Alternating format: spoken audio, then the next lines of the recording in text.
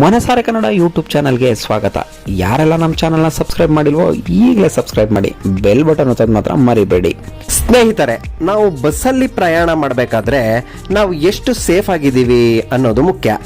ನಾವು ಹೇಗೆ ಸೇಫ್ ಆಗಿ ಜರ್ನಿಯನ್ನು ಮಾಡ್ತೀವಿ ಅನ್ನೋದು ಬಹಳ ಮುಖ್ಯವಾದದ್ದು.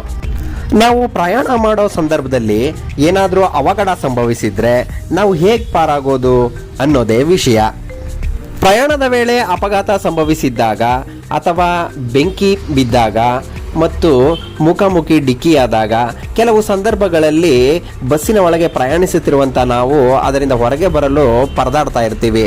ಅಂಥ ಸಂದರ್ಭದಲ್ಲಿ ನಾವು ಗಮನಿಸಬೇಕಾದಂತಹ ಕೆಲವು ಅಂಶಗಳು ಅಂತಂದರೆ ಎಮರ್ಜೆನ್ಸಿ ಎಕ್ಸಿಟ್. ಪ್ರತಿಯೊಂದು ಬಸ್ನಲ್ಲೂ ತುರ್ತು ನಿರ್ಗಮನ ಇರುತ್ತೆ. ತುರ್ತು ಸಂದರ್ಭಗಳಲ್ಲಿ ಬಸ್ಸಿಂದ ನಾವು ಆಚೆ ಬರಬೇಕಾದ್ರೆ ಒಂದು ಎಮರ್ಜೆನ್ಸಿ ಡೋರ್ ಇರುತ್ತೆ. ಆ ಡೋರನ್ನು ನಾವು ಹೇಗೆ ಓಪನ್ ಮಾಡೋದು, ಅಲ್ಲಿಂದ ನಾವು ಹೇಗೆ ಹೊರಗಡೆ ಬರೋದು ಅಂತ ಅನ್ನೋದು ವಿಷಯ.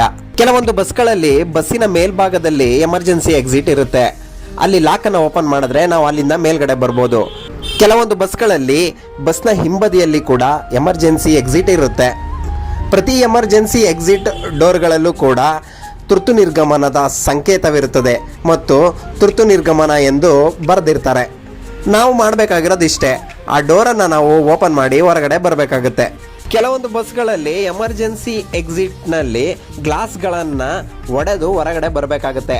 ಆ ಗ್ಲಾಸ್ನ ಹೇಗೆ ಬ್ರೇಕ್ ಮಾಡೋದು ಅಂದರೆ, ನೋಡಿ, ನೀವು ಇಲ್ಲಿ ನೋಡ್ತಾ ಇದ್ದೀರಾ, ಇಲ್ಲಿರೋವಂಥ ಸುತ್ತಿಗೆ, ಇದು ಸುತ್ತಿಗೆ, ಈ ಸುತ್ತಿಗೆಯನ್ನು ಹಿಂಗೆ ಓಪನ್ ಮಾಡಿ ಗ್ಲಾಸನ್ನು ನಾವು ಬ್ರೇಕ್ ಮಾಡಬೇಕಾಗುತ್ತೆ.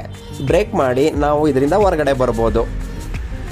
ಎಮರ್ಜೆನ್ಸಿ ಎಕ್ಸಿಟಿಂದ ನಾವು ಆಚೆ ಬರೋದು ನೋಡೋದಕ್ಕೆ ಎಷ್ಟು ಸುಲಭ ಅಂತ ಕಾಣಿಸಿದ್ರು ಕೆಲವೊಂದು ಸಂದರ್ಭದಲ್ಲಿ ಅಪಘಾತ ಸಂಭವಿಸಿದಾಗ ನಮಗೆ ಏನು ಮಾಡಬೇಕು ಅನ್ನೋದು ಗೊತ್ತಾಗೋದಿಲ್ಲ. ಮಾಹಿತಿ ಇಷ್ಟ ಆಗಿದೆ ಅಂತ ಅನ್ಕೊಂತೀನಿ. ಹೀಗೆ ನಮ್ಮ ಪೇಜ್ನ ಸಪೋರ್ಟ್ ಮಾಡ್ತಾ ಇರಿ, ಸಬ್ಸ್ಕ್ರೈಬ್ ಮಾಡಿ, ಹಾಗೆ ಶೇರ್ ಮಾಡಿ. Thank you.